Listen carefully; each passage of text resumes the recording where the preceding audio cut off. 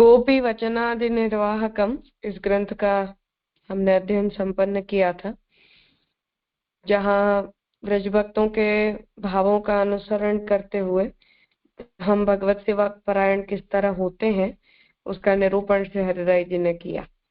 अब जो आगे का ग्रंथ है वो भक्तानाम स्वरूप भेद निरूपणम, इस ग्रंथ का जो अध्ययन है वो हम आज करेंगे। भक्तानां भगवदीयाः तदीयाः तादृशस्तथा भक्ताश्चेति गुणैर्ज्ञेयाः पुरुषार्थादिभेदतः। वैष्णव भगवदीय तदीय तथा तादृश भक्तों को पुरुषार्थों के भेद द्वारा गुणों से अलग अलग जान लेना चाहिए। अब जो भक्त हैं उनमें भक्तों के अंतर्गत जो प्रकार भेद हैं उनका निरूपण यहाँ से हरिराय जी कर रहे हैं कि वैष्णव भगवदीय तदीय तादृश, इन सभी शब्दों का जो उपयोग है हम मार्गीय वैष्णवों के लिए करते हैं, परंतु उनमें पुरुषार्थों के भेद होते हैं, सात्विक राजस तामस आदि गुणों के भी भेद होते हैं। तो उन्हें हमें यहाँ भक्तों में परस्पर जो डिफरेंसेस हैं वो हमें समझने चाहिए। दीक्षा युताः तद्रहिता व्रतवेषादिधारिणः सर्वत्र सम्मताश्चेति वैष्णवाः परिकीर्तिताः। दीक्षा ग्रहण की हो, दीक्षा न ली हो तो भी व्रत का वेश वगैरह धारण किया हो और सर्वत्र सम्मत हो, मान्य हो, ऐसे वैष्णवों को वैष्णव के रूप में कहा गया है। अब वैष्णव शब्द का अर्थ क्या है वो बता रहे हैं कि कभी कोई व्यक्ति ऐसा हो कि जिसने दीक्षा ग्रहण की हो अर्थात गले में कंठी पहनी हो, कभी ये हो कि दीक्षा ग्रहण नहीं भी की है पर वेश ऐसा पहना है, केवल शरीर पर मानो धोती बंडी पहनी हुई है या तिलक लगाया हुआ है, तो उसे धारण किया हो और सर्वत्र सम्मत हो, मतलब कि हर तरह से वैष्णवता का जिसकी सर्वत्र वैष्णवता की स्वीकृति हो, ऐसे वैष्णव को वैष्णवों के रूप में हमें समझना चाहिए। मतलब ऐसे व्यक्ति को हम एज अ वैष्णव आइडेंटिफाई करते हैं। दीक्षा युताश्च भगवद धैर्यज्ञाः सेवनोत्सुकाः, धर्मज्ञाः होना चाहिए, उसे मिसप्रिंट है, ठीक कर लेना। प्रोक्ता भगवदीयाः ते प्रेम मात्रैक तत्पराः। दीक्षा प्राप्त की हो, अब उसमें एक एडिशनल क्वालिटी बता रहे हैं कि वैष्णव, हम कोई भी व्यक्ति के गले में हम तुलसी की कंठी देखते हैं तो हम उसे के लिए कह देते हैं कि हाँ ये वैष्णव है। हम आगे पीछे ये नहीं देखते कि उस व्यक्ति के अंदर कोई तरह की योग्यता जो है वो है या नहीं है, या उस व्यक्ति के बारे में हम ज्यादा जानते हो या न जानते हो, पर राह चलते भी हम किसी के गले में कंठी देखेंगे या उसे उस तरह कपड़े पहने हुए देखेंगे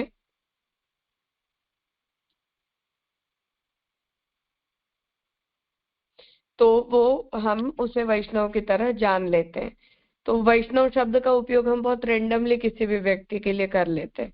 अब उसमें एक एडिशनल क्वालिटी भगवतीय की होती है, उसे यहाँ बता रहे कि दीक्षा प्राप्त की हो, मतलब उसने संप्रदाय की दीक्षा ली हो, भगवत धर्मों का ज्ञान प्राप्त हो, जिसे महात्म्य ज्ञान हो, प्रभु के स्वरूप को वो जानता हो, सेवा करने के लिए उत्सुक हो, मतलब कर्तव्य परायणता की उसके हृदय में इच्छा हो, तथा मात्र प्रेम में ही परायण हो, ऐसों को भगवदीय कहा गया है। और जिसे प्रभु के प्रति प्रेम भी है और भगवत प्रेम के प्रति उसकी परायणता भी है, ऐसे व्यक्ति को भगवदीय कहते हैं। भगवत धर्म संयुक्त भक्ति मात्र परायणाः उभयोः सेवने मुख्याः तदीयास्ते प्रकीर्तिताः।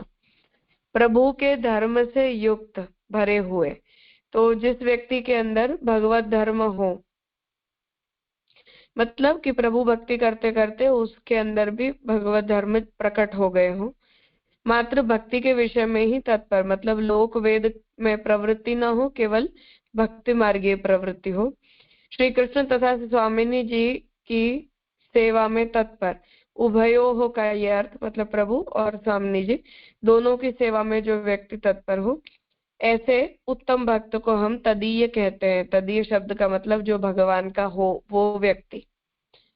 यादृशो भगवद भाव ज्ञातोत्सुक्य मनाः स्वयं आसक्त्या सेवये नित्यम तादृशः संप्रकीर्तितः। भगवान का भाव या स्वरूप जैसे हैं उनको समझकर उत्सुक मन वाला, तो प्रभु के स्वरूप को जानता हो और प्रभु की इच्छाओं को, भाव मतलब कि प्रभु की हमसे जो भी अपेक्षाएं हैं उन्हें भी जो व्यक्ति जानता हो और उसे समझकर जो प्रभु की इच्छा को और प्रभु संबंधी सेवा को पूर्ण करने में उत्सुक मन वाला हो और स्वयं आसक्ति पूर्वक प्रभु की सेवा करता है, और जो व्यक्ति में प्रेम से भी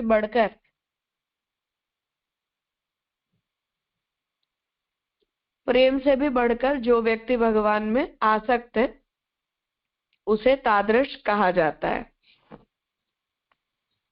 तदंशत्वात् रसासक्ता रसमात्रैकपोषकाः बाह्याभ्यंतर भेदेन भक्तास्ते संप्रकीर्तिताः। प्रभु के अंशरूप होने के कारण प्रभु के रस में आसक्ति वाले एकमात्र रस का ही पोषण करने वाले भक्त हैं, तथा वे बाह्य तथा आभ्यंतर इस प्रकार दो प्रकार के हैं।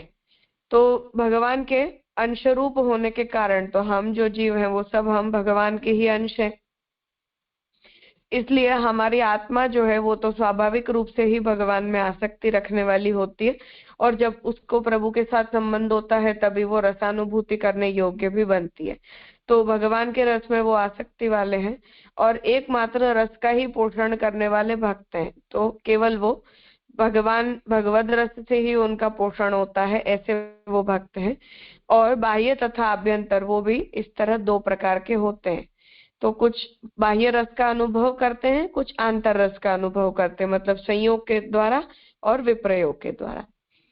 धर्मार्थ काम मोक्षाश्च भक्ति ही पंचम उच्यते पुरुषार्थादि भेदेन फल भेदो निरूपितः। धर्म अर्थ काम मोक्ष तथा भक्ति यह पांचवा, तथा इस प्रकार पुरुषार्थ के प्रकार हैं, उनके द्वारा फल भी भिन्न भिन्न होने का है। तो जीव जितने भी होते हैं उन सब की रुचि, आसक्ति, कामनाएं जो है वो अलग अलग होती हैं, और वो सब अलग अलग होने के कारण सभी जीवों को जो प्रकार की उनकी कामनाएं होती हैं उसी प्रकार की पुरुषार्थ की अनुभूति से उन्हें फल रूपता की अनुभूति भी हो पाती है, अन्यथा उन्हें वहां फलानुभूति नहीं हो पाती है। तो जैसा हमने भक्त के लिए देखा कि भक्त प्रारंभिक अवस्था के, वैष्णव प्रारंभिक अवस्था के बताए गए, भक्त उससे उत्तम बताए गए, फिर उससे भी उत्तम बताए गए, तो वो सब कैटेगरी वाइज है। उस तरह इन सब कैटेगरीज में सभी जीवों की जो है वो पुरुषार्थ पर्यवसायी बुद्धि भिन्न भिन्न होती है। तो लोक वेदासक्ति जब तक है तब तक धर्म अर्थ काम के अंदर कुछ ना कुछ आसक्ति बची हुई है। जब पूर्ण रूप से भगवद आसक्त कोई जीव होता है, हो जाता है, तो फिर उसके अंदर पूरी तरह से केवल भक्ति पुरुषार्थ ही उसके अंदर बच जाता है, और कोई प्रकार की कोई आकांक्षा जो है वो उसके अंदर बचती नहीं है। तो ये जो स्वरूप है वो यहाँ भेद बताया गया कि किसी भी व्यक्ति को हम वैष्णव कह देते हैं, कभी महाप्रभु जी किसी को भक्त क्या शब्द का उपयोग करते, तो इन सभी के अंदर हमें गुण भेद और स्वरूप भेद देखने चाहिए, ऐसा यहाँ शहरी राय जी का तात्पर्य। हर किसी को हमें एक ही तरह से इवेल्युएट नहीं करना चाहिए।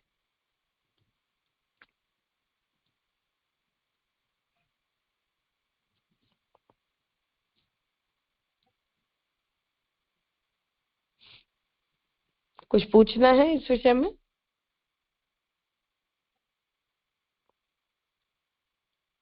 हाँ इतन भाई। प्रणाम राजा। यहाँ जो पांचवे कारिका में आया ना, याद रखो भगवत भावो, तो भगवान का स्वरूप बराबर है, वो ठीक है, पर भगवान का भाव यानी किस तरह समझना राजा? भाव का मतलब कि भगवान हमसे क्या चाहते हैं। अच्छा,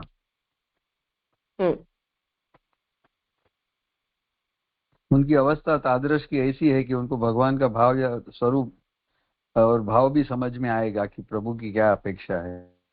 हाँ क्योंकि ये पूरा ऐसा क्रम समझना पड़ेगा ना, वैष्णवता जो प्राथमिक, देन फिर भक्त, और फिर तदीय, और सॉरी भगवदीय, तदीय और तादरस। हाँ, क्रमशः है, हीन से उत्तम तक। करेक्ट जी।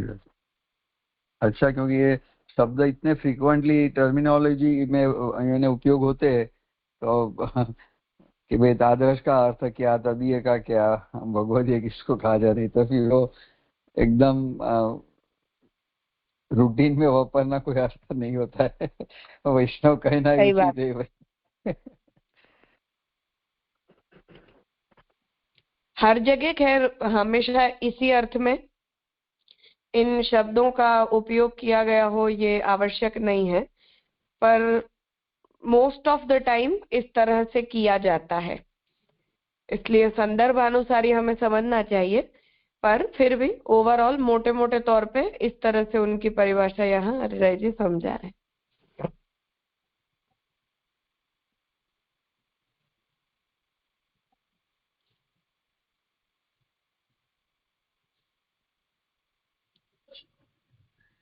हाँ प्रणव भाई।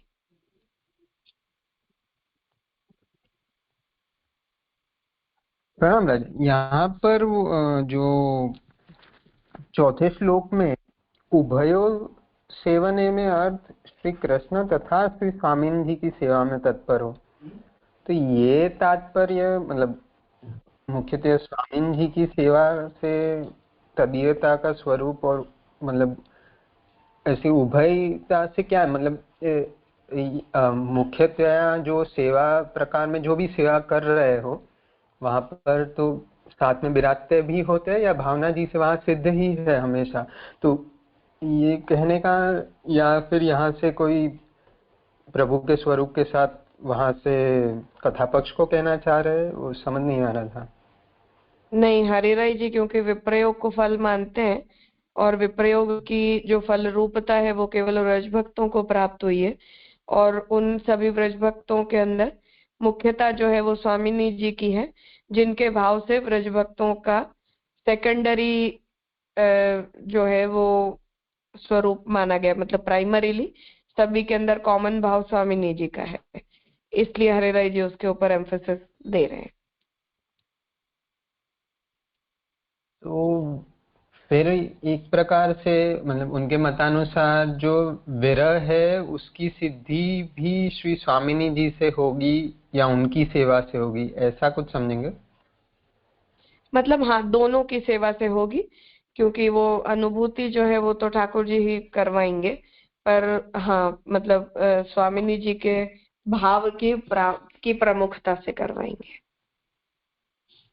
या और एक प्रकार से देखे तो ऐसा समझना होगा कि जो परम फल विप्रयोग है वो जब दोनों स्वरूप के विप्रयोग की अनुभूति हो तभी परम फल है, कुछ ऐसा?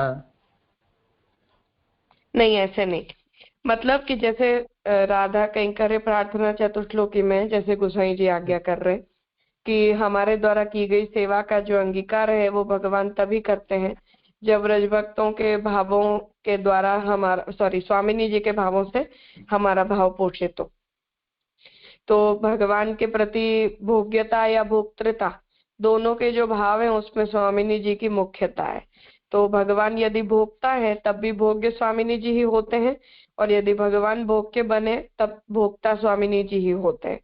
तो वही उन्हीं की मुख्यता से हमारे भावों का अंगीकार जो है वो ठाकुर जी करते हैं।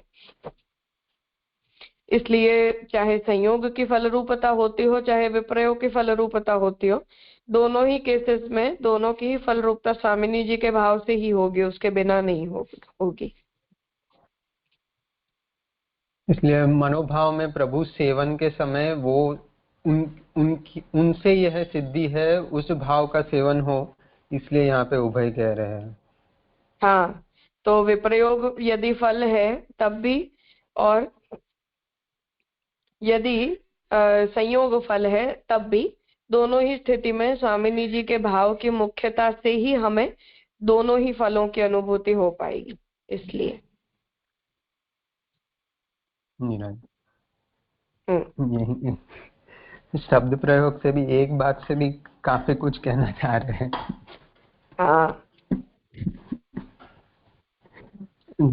और प्रथम श्लोक में ये जो द्वितीय श्लोक में ये जो बात आई व्रत वेशादि धारण, तो उसमें व्रत के पक्ष से क्या लेंगे वैष्णव अंतर्गत? शब्दार्थ में मतलब तो कि व्रत जिसने का केवल, वेश। हाँ मतलब कि जिसने केवल ऐसा कहा है कि हाँ आज से हम इस तरह के कपड़े पहनेंगे, इस प्रकार का वेश हम धारण करेंगे, तो व्रत मतलब बस कोई एक प्रकार का निर्णय, तो उसमें संकल्प। अभी तक प्रभु के प्रति हाँ संकल्प, हम्म। तो भाव पूर्वक धारण किया होना आवश्यक नहीं है, पर केवल उस तरह से कपड़े पहने होना या उस प्रकार का स्वरूप शोकेस करना बस। अच्छा, तो अच्छा, इसलिए मात्र खुद को मान रहे हैं कि हम वैष्णव है या विष्णु उपासक है वैसे। हाँ हाँ हाँ।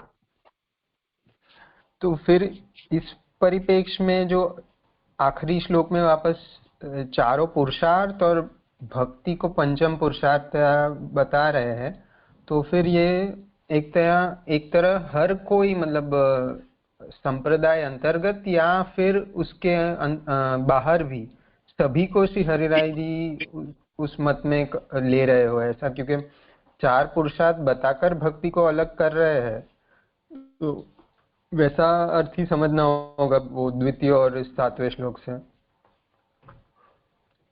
अर्थात हाँ अन्य संप्रदाय के वैष्णव को भी साथ इसमें लेना होगा इस परिभाषा में। हाँ बिल्कुल। जी। और ये आपने अभी ये समझाया उसके पहले के 6ठे श्लोक में, ये बाह्य और आभ्यंतर को फल मतलब रस की अनुभूति के परिप्रेक्ष्य में सोचना है कि प्रभु जो भी मतलब जीवंश है और प्रभु उसे जिस प्रकार का भी रस अनुभव करवाना चाह रहे हैं, वो बाह्य भी हो या आंतर भी हो, वो दोनों को मतलब प्रश्न मुझे यहाँ ये हो रहा था कि रसानुभूति तो दोनों पक्ष के साथ होगी तब होगी, और यहाँ पर श्री हरिराय जी दो प्रकार कह रहे हैं उसे, बाह्य और आभ्यंतर को, तो वो रस के परिप्रेक्ष्य में दो विभाग कैसे समझेंगे? क्योंकि संयोग में भी रसानुभूति होती है, परम फल नहीं है वो अलग बात है, पर रसानुभूति ही नहीं है ऐसा भी हरिराय जी का तात्पर्य नहीं है।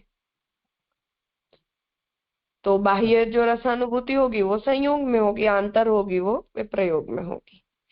परम फल विप्रयोग है तो अंतर की उत्तमता है, मुख्यता है, परम फल रूपता है, वो अलग बात है।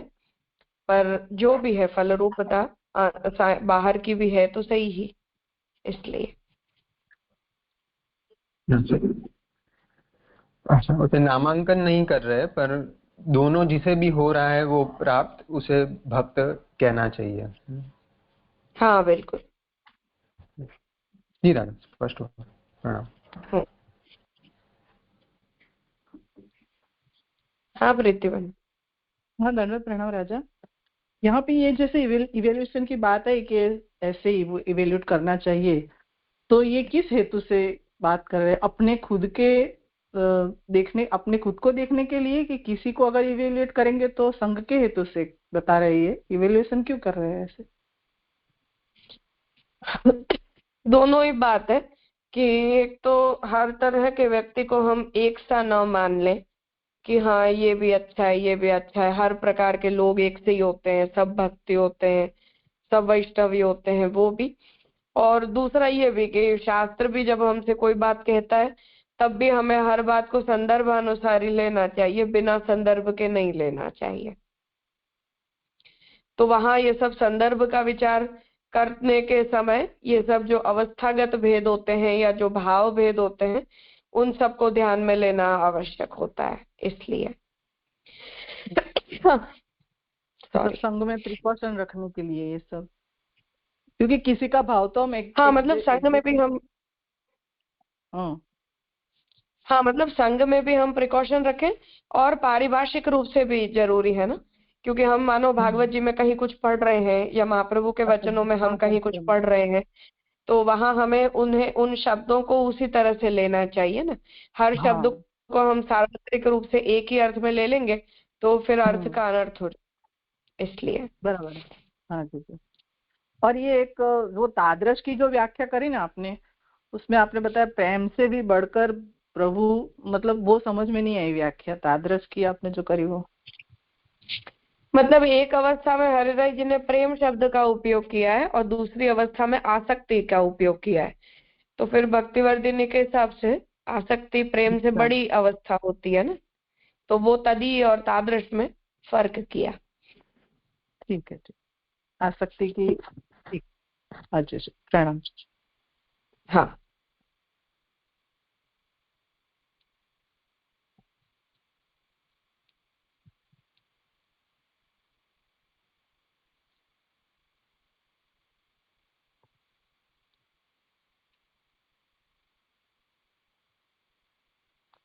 अब आगे दास्याष्टकम है।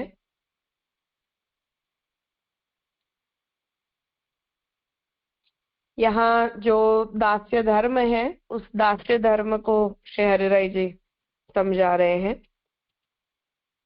ये नित्यं परिभावयन्ति चरणौ श्रीवल्लभ स्वामिनो ये वा तद्गुणगान सेवन परा ये सन्निधिस्थायिनः ये वा तद्गत भाव भावित मनो मोदान्विताः सततम् तेषामेव सदास्तु दास्यमपरं किं वा फलं जन्मनः।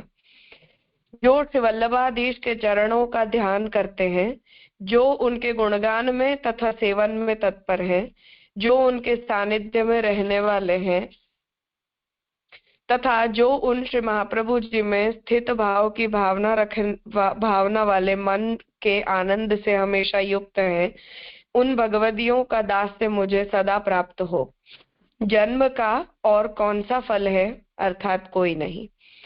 तो यहाँ भगवान हमें दास्य प्रदान करें, उसकी विनती श्री हरिराय जी 8 श्लोकों से कर रहे हैं।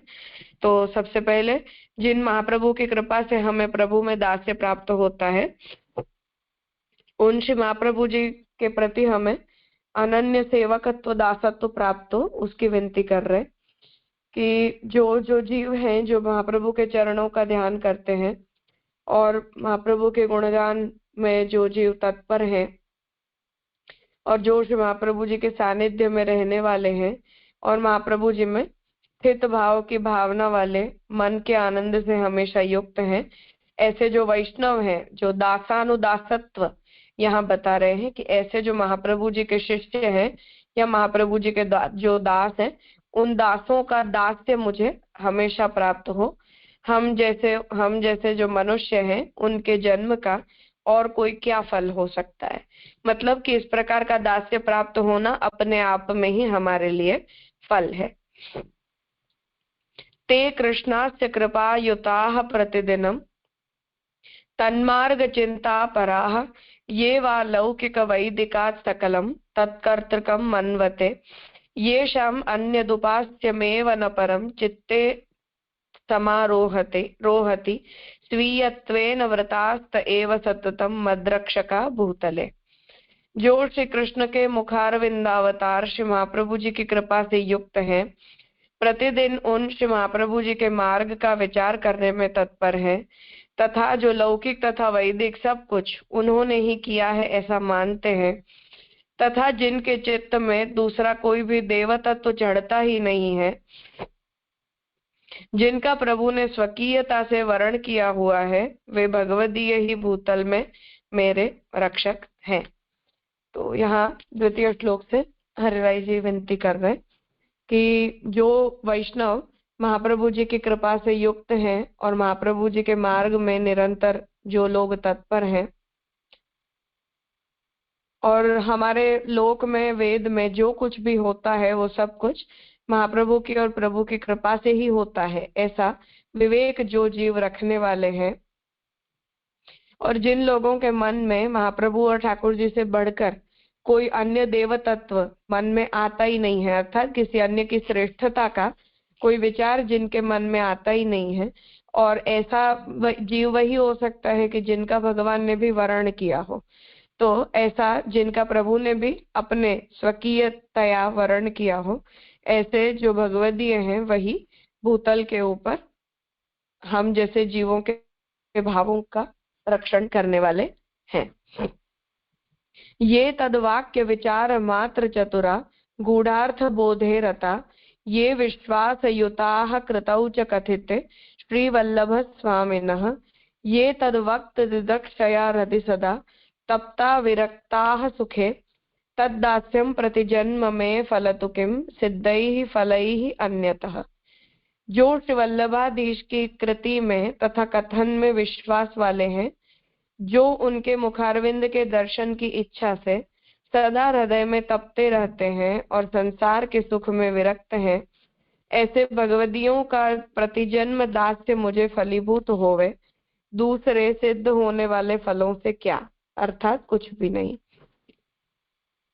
तो पुनः विनती कर रहे हैं कि जो जीव महाप्रभु जी की कृति में और महाप्रभु जी के वचनों में विश्वास रखने वाले हैं और महाप्रभु जी के दर्शन की इच्छा मात्र से ही जिनके हृदय में निरंतर विरहानुभूति होती रहती है, और जो लोग सांसारिक सुखों से पूरी तरह से विरक्त हैं, ऐसे जो भगवदीय हैं उनके प्रति दासत्व प्रत्येक जन्म में हमें प्राप्त हो, अन्य कोई फल की आकांक्षा हमें क्या हो सकती है, ऐसी यहाँ विज्ञप्ति कर रहे हैं।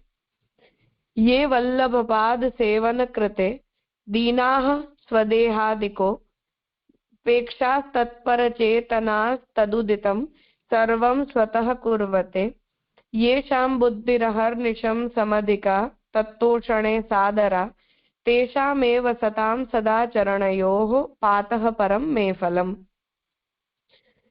जो श्री वल्लभाधीश के चरण कमल के सेवन के लिए दीनता वाले हैं, अपने देहादि की उपेक्षा करने वाले हैं, वे श्री महाप्रभु जी में परायण बुद्धि वाले आप श्री ने कहा हुआ सब वे स्वयं करते हैं, तथा जिनकी बुद्धि श्री महाप्रभु जी को प्रसन्न करने में अधिक आदर वाली है, उन सत्पुरुषों के चरणों में गिरना यही मेरा परम फल है।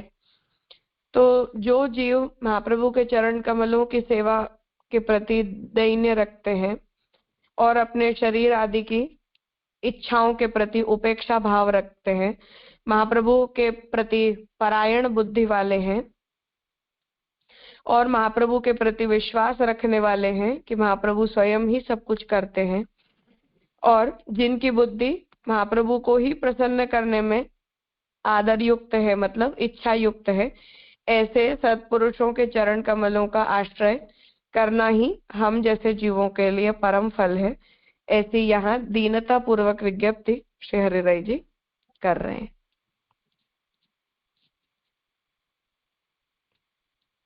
इतने श्लोकों का विचार हमने आज किया है, आगे इस ग्रंथ को हम कल संपन्न करेंगे। आज यहाँ रखते।